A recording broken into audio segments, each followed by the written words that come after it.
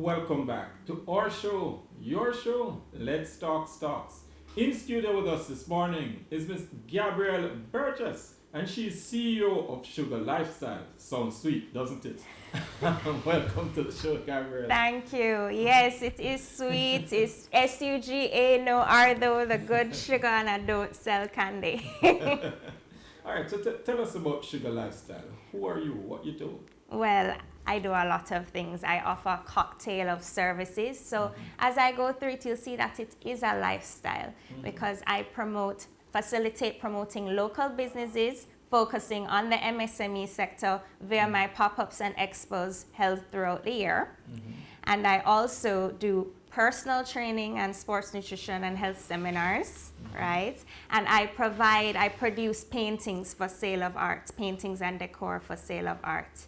And at the heart of all of these ingredients, right, I really encourage brand awareness and uplifting person's peace of mind where all of these things come under one umbrella. Right. Interesting mix of products and services. Promoting SMEs at your pop-ups and so on. And we're talking about, I think you said before, companies that mainly don't have a shop front or storefront, so you help them to be seen, really, Yes, and as you said, creating brand awareness. I provide the opportunities for them to showcase and sell their products at my shows, but it doesn't stop there. We are dedicating to being, bridging the gap between these small entrepreneurs and wider market opportunities in order to provide expansion and growth through sales and distributions. Talk to me about these opportunities that are out there, because many times you see our MSMEs, that's one of the challenges that they have, finding the right opportunities to showcase their services and their products and really getting it out there. Are there really opportunities, and which sectors are we seeing? Yes, there are. So for instance, it depends. I try to represent all creative industries. So we're looking at not only crafts, but confectionaries, agro-processing, leather making, wood making, literature. So it depends. Do you want to get into a bookstore? Or your confectioner is going to end up in a pharmacy or a hotel gift shop? So I try and find these representatives from the various franchises to visit the show. For instance, a Price Mart is huge for shopping. Of course. And so, we've gotten persons like Big Up the Bread Pudding Factory into Price Mart to give their luscious bread puddings to the customers weekly, on a weekly basis. How important is making these kind of connections and this network? Because we have talented people. We have people, we are very entrepreneurial in our spirit.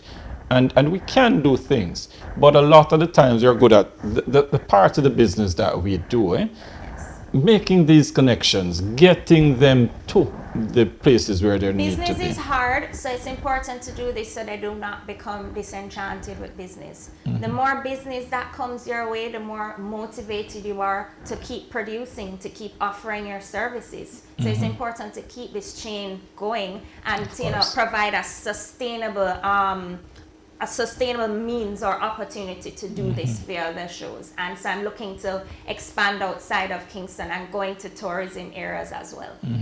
Do you think, Gabrielle, that Jamaica as a whole, we make enough use of networking and using networking to drive business? No, I don't. And is that something that will change going forward? I believe it has, begun to change. But, I don't believe enough opportunities are there now, but I'm seeing the efforts being made. I'm a member of the Jamaica Chamber of Commerce now. Of course. And, there are different mixers and networking opportunities that they do try to facilitate for you. Okay. As we talk about small businesses again, what are some of the challenges? So we know the marketing for one. What are some of the challenges that you hear from some of your clients, as to how they really try to grow their business? As it's exactly what you're saying, networking. How do they get a foot through the door to get their products somewhere in store, or even to get, for instance, a big corporate order? So I may not necessarily get persons into, you know, a store, but I might be able to provide opportunities from corporate offices that may need to order gifts. Okay. You know, for instance, or gift boxes whenever they want to do staff appreciation, or whether it's, you know, for the holidays or even for their personal gifting. As you talk about corporates, by and large, I mean, Jamaica has a large import bill for across various sectors.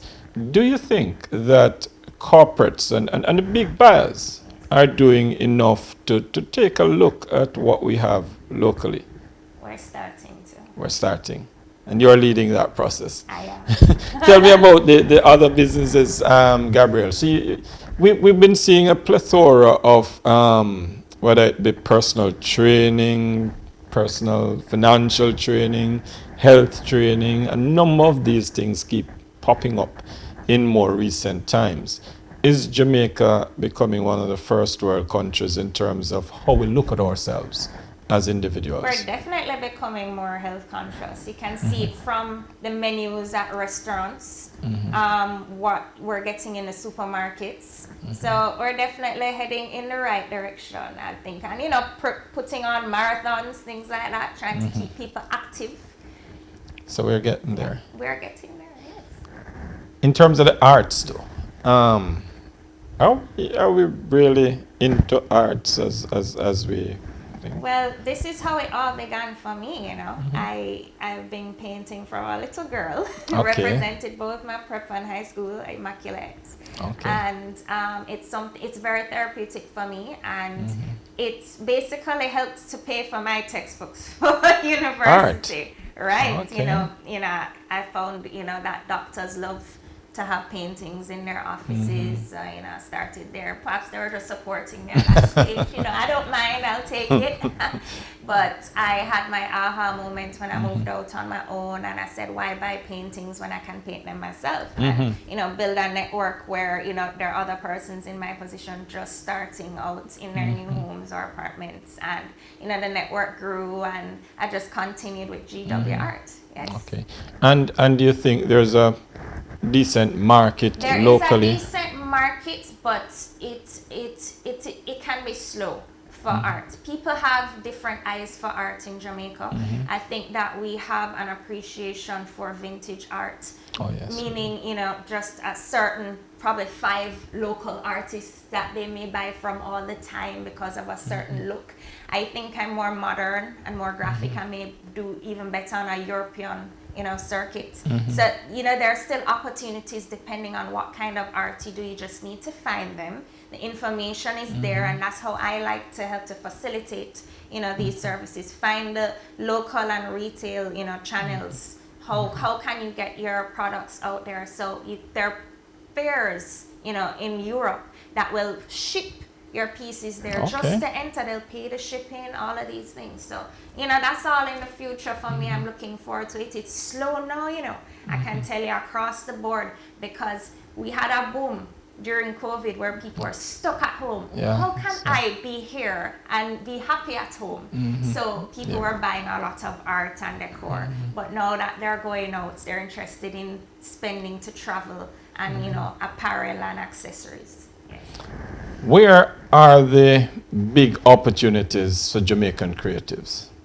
Well, right now I'm looking towards, you know, having more cultural events. I think there's a void for that. Curating a space for the visual and performing arts, because they go hand in hand. People want to go not just to look at art, but what else is there? You know, is there somebody gonna sing? Are you gonna get Suga Lifestyle curates events where it's an experience. You usually get beverages and tasty bites. Of course. Yes, appeal to the senses of my guests. We as a people, so you mentioned our culture a while ago. Yes. And outside of the music, though, I don't know if we've really tried to make a business of the Jamaican culture.